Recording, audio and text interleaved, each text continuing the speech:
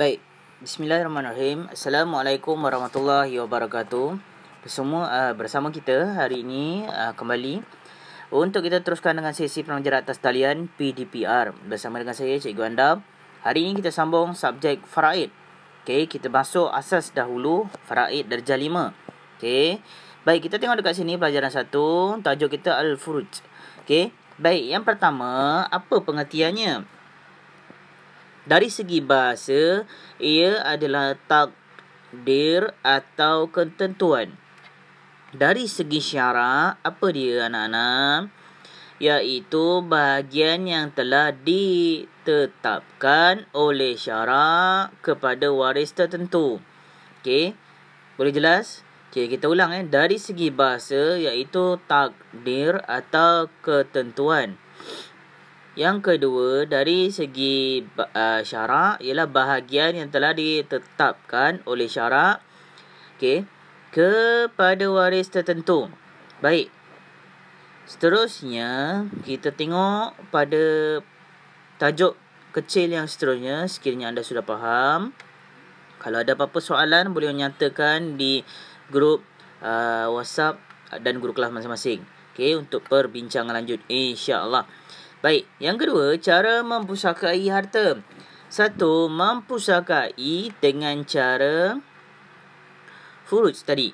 Okey, yang kedua, mempusakai dengan cara asabah. Okey. Baik, apa dia yang dikatakan sebagai furuj tadi? Kita tengok. Ni dia. Okey.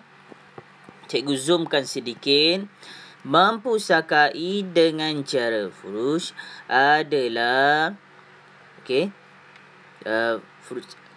adalah lebih kuat kerana waris yang menerima pusaka dengan cara furuj ini telah ditetapkan bahagiannya, tidak dikurang atau dilebihkan kecuali dalam masalah awal. Bukan masalah awal kecuali dalam masalah aul. Apa dia? Baik, nanti kita sentuh di tajuk yang bawah.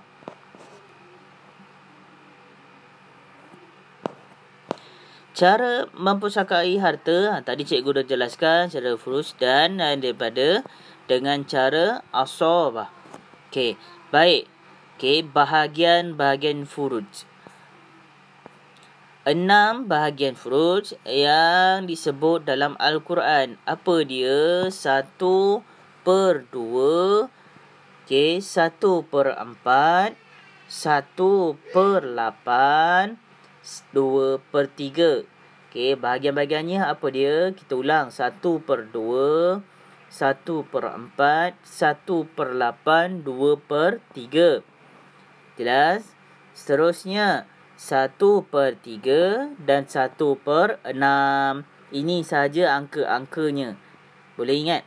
Kalau tak ingat, anda boleh buat satu peta minda, keluarkan angka-angka ataupun tulis kat situ tajuk tengah dia bahagian furuj. 1/2, 1/4, 1/8, 2/3, 1/6, 1/4, 1/4, 1/8, 2/3, 1/2, 1/3 dan 1/6. Okey, boleh? Baik.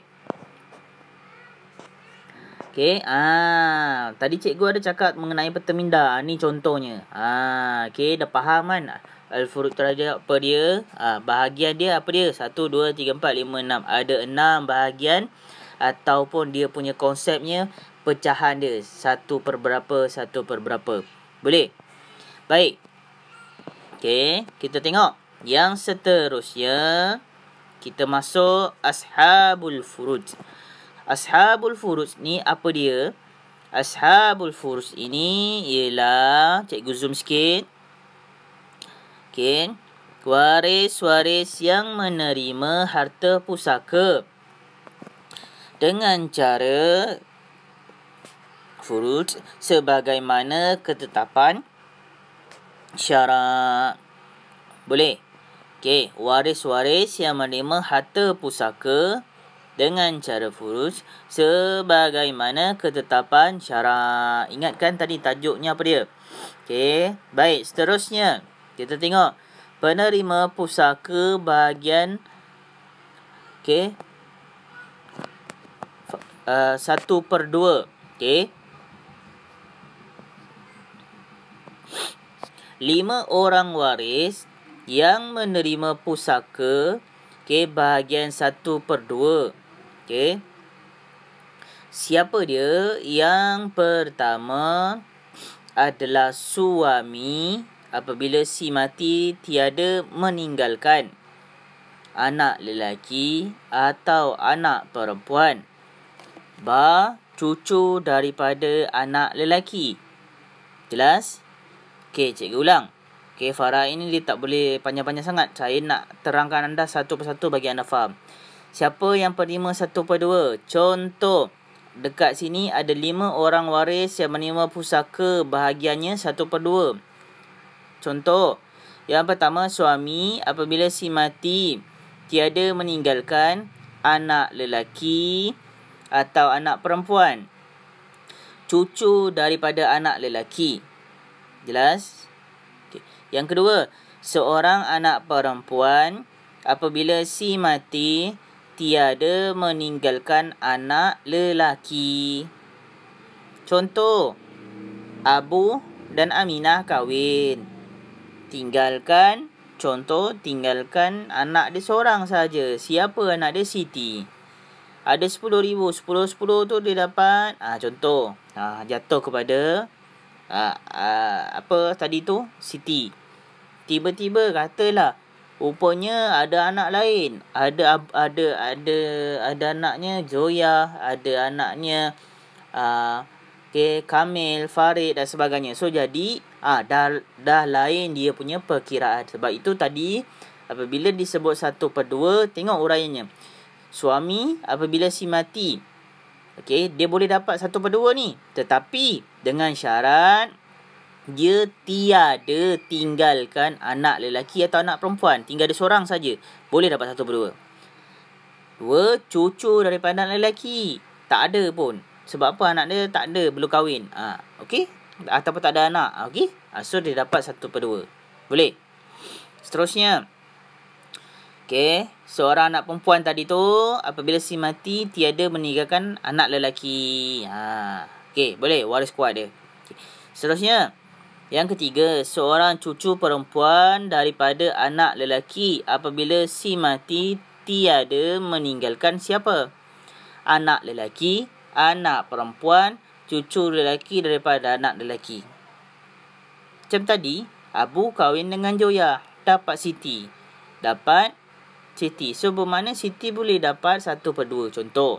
Tetapi rupanya ada anak lain, ada Farid, ada siapa lain, anak-anak yang lain.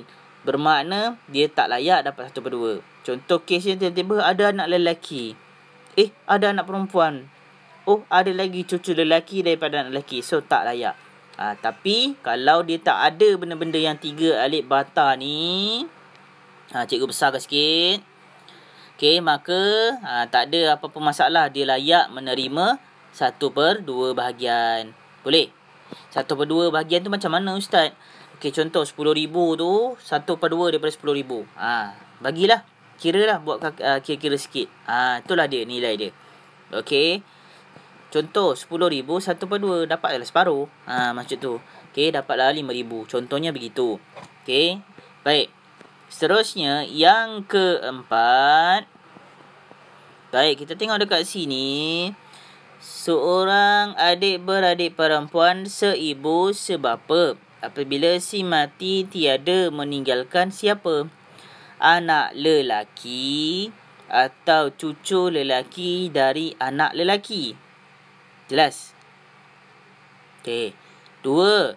Anak perempuan atau cucu perempuan dari anak lelaki. Okey.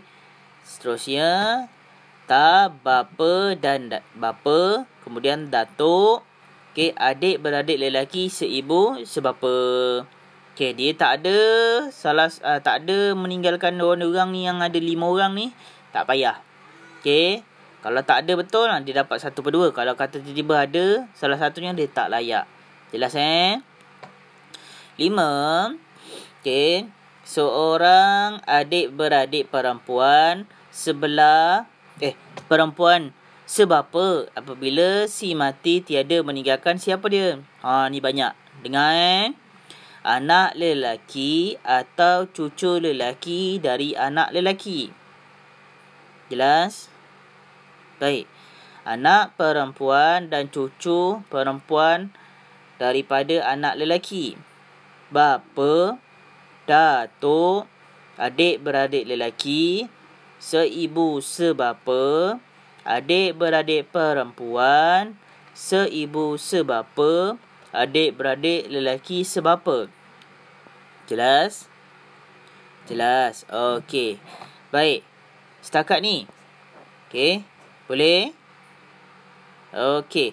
Baik, cikgu nak sentuh bab 1/2 saja dahulu. Sebab cikgu takut nanti banyak-banyak awak tak faham ataupun berat nanti. Okey, boleh? Okey. Baik. Okey, cukup sampai di sini dahulu. Kita sambung untuk buat sedikit nota. Okey, dan sesi soal jawab di grup masing-masing selepas ini, insya-Allah. Untuk bahagian 1/4 dan yang lain-lain kita akan sambung di next kelas nanti. Boleh semua? Sekian, terima kasih.